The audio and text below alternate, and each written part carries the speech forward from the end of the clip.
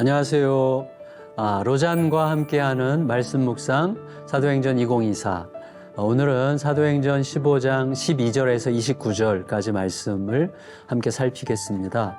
좀 기니까요. 오늘은 12절, 19절에서 21절, 27절에서 29절을 읽도록 하겠습니다. 온 무리가 가만히 있어 바나바와 바울이 하나님께서 자기들로 말미암아 이방인 중에서 행하신 표적과 기사에 관하여 말하는 것을 듣더니 19절 그러므로 내 의견에는 이방인 중에서 하나님께로 돌아오는 자들을 괴롭게 하지 말고 다만 우상의 더러운 것과 음행과 목매어 죽인 것과 피를 멀리하라고 편지하는 것이 옳으니 이는 예로부터 각 성에서 모세를 전하는 자가 있어 안식일마다 회당에서 그 글을 읽음이라 하더라. 27절입니다. 그리하여 유다와 실라를 보내니 그들도 이 일을 말로 전하리라. 성령과 우리는 이 요긴한 것들 외에는 아무 짐도 너희에게 지우지 아니하는 것이 옳은 줄 알았노니 우상의 제물과 피와 목매어 죽인 것과 음행을 멀리할지니라.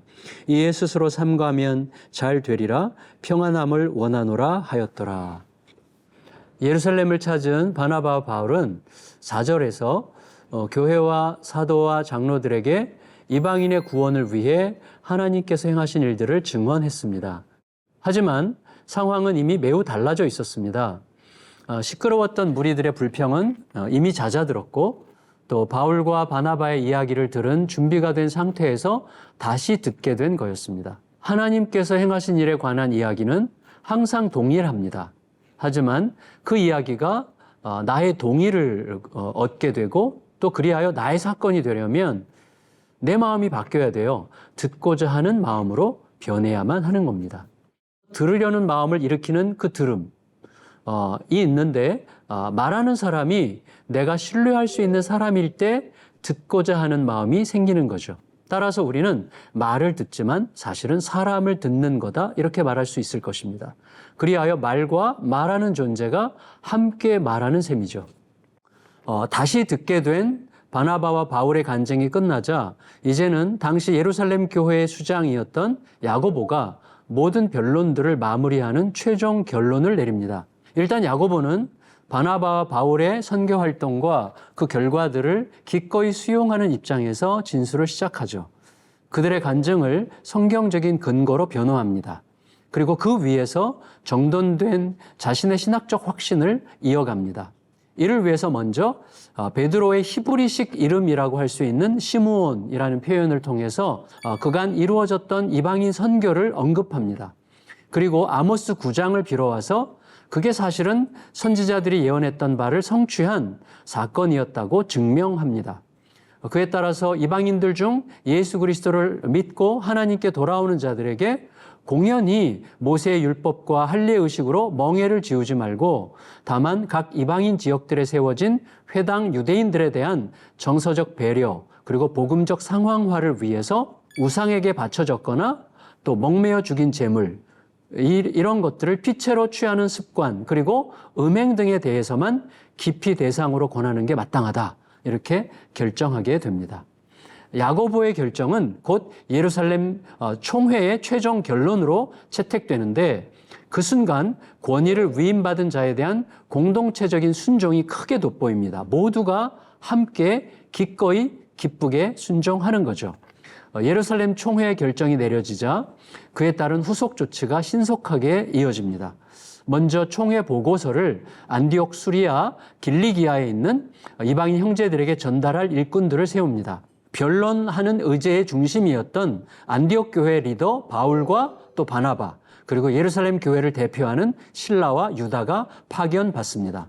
안디옥 교회와 여타 이방인 신자들이 모이는 교회들에게 전달할 보고서의 공식 내용은 이러했습니다. 첫째, 그리스도를 믿고 신자가 되는 일에 모세 율법과 할례가 필수 요건이다. 이렇게 강조하는 자들은 예루살렘 교회가 공식적으로 인정하는 일꾼들이 아니다. 그들의 말에 휘둘리지 말라. 이거였습니다. 두 번째는 다만 몇 가지 시대적으로 또 상황적으로 그리고 정서적으로 신앙적으로 유익하지 않을 게 분명한 몇 가지 금지 사항들을 염두에 두면 좋겠다. 곧 우상의 제물 취식, 짐승의 피와 목매어 죽인 짐승의 고기를 취식하는 것, 그리고 음행, 이런 것들은 멀리하기 바란다.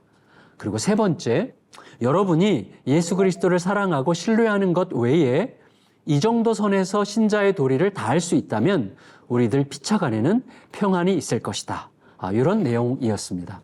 유대인 신자들 입장에서는 참으로 용기 있는 결정이었습니다. 예수 그리스도에 대한 급진적인 순종이 아니었다면 결코 가능하지 않았을 위대한 선택이었습니다. 이로써 이방 선교의 문은 더 활짝 열리게 되었죠. 당연히 예루살렘 교회의 결정은 여타 지역들에서 세워지고 있던 이방인들이 함께하는 교회들에게 큰 위로와 기쁨이 됐습니다. 결국 예루살렘과 이방 교회들 간에 형성될 수 있었던 날카로운 긴장과 갈등의 기운은 무난히 해소됐습니다. 그리고 각 교회들의 이방인 선교와 바울과 바나바의 복음 사역에는 더욱더 힘이 붙게 됐습니다. 결국 이 사건을 통해 우리는 복음을 제대로 따르려는 길에는 갈등과 충돌이 있을 것을 예측할 수 있고, 그때 꼭 필요한 것은 말씀 앞에서 함께 토론하고 변론하고 서로에게 복종하려는 태도라는 걸 알게 됩니다. 가정과 교회 안에서 복음적 태도로 서로 적극적으로 소통하는 문화가 얼마나 중요한지를 마음에 담는 게 중요하겠습니다. 그리고 그 문화를 용기 있게 실행하는 시간들을 나부터 먼저 꼭 가지면 좋겠습니다. 기도하겠습니다. 주님, 내 전제를 가지고 고집을 부리거나 안 통한다고 쉽게 덮어버리지 않고 대화하고 소통하며 주님을 신뢰하는 가운데 주님이 주시는 가장 합당한 답을 얻어 함께 사는 거룩한 은혜가 우리의 삶에 가득하게 해주세요. 예수님의 이름으로 기도합니다. 아멘.